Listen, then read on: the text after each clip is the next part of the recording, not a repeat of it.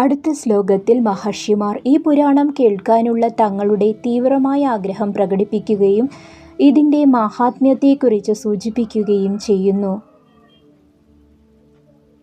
അത്യന്തം ഗോപനീയം ച പുരാണേഷു സുദുർലഭം ശ്രുതാനി സർവശാസ്ത്രാണി ഭവതാ വിദിതാനി ച.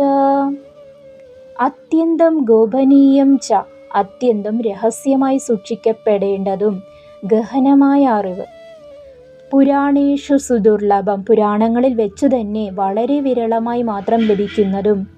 ശ്രുതാനി സർവശാസ്ത്രാണി, സകല ശാസ്ത്രങ്ങളും അങ്ങയിൽ നിന്നും ഞങ്ങൾ കേട്ടുകഴിഞ്ഞു. ഭവതാ വിദിതാനി ച, അവയെല്ലാം അങ്ങേക്ക് അറിയാവുന്നതുമാണല്ലോ. ശ്ലോകത്തിൻ്റെ സാരം മഹർഷിമാർ പറയുകയാണ്, അല്ലയോ സൂതരെ, അങ്ങേക്ക് സകല ശാസ്ത്രങ്ങളും അറിയാം, അങ്ങ് അവ ഞങ്ങൾക്ക് ഉപദേശിച്ചു തന്നിട്ടുമുണ്ട്.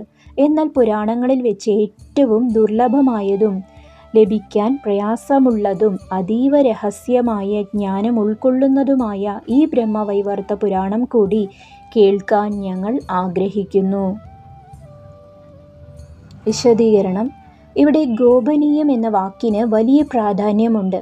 ഇത് കേവലം ഒരു രഹസ്യം എന്നതിലുപരി ഭക്തിയും പക്വതയും ഇല്ലാത്തവർക്ക് പെട്ടെന്ന് മനസ്സിലാക്കാൻ കഴിയാത്ത ഗഹനമായ തത്വങ്ങൾ ഇതിലുണ്ട് എന്നാണ് അർത്ഥമാക്കുന്നത്.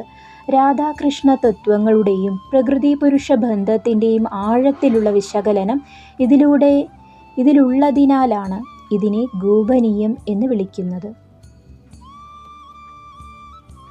അടുത്ത ശ്ലോകത്തിൽ ഈ പുരാണം കേൾക്കുന്നത് ഭക്തി വർദ്ധിപ്പിക്കാൻ എങ്ങനെ സഹായിക്കുമെന്ന് അവ ചോദിക്കുന്നു.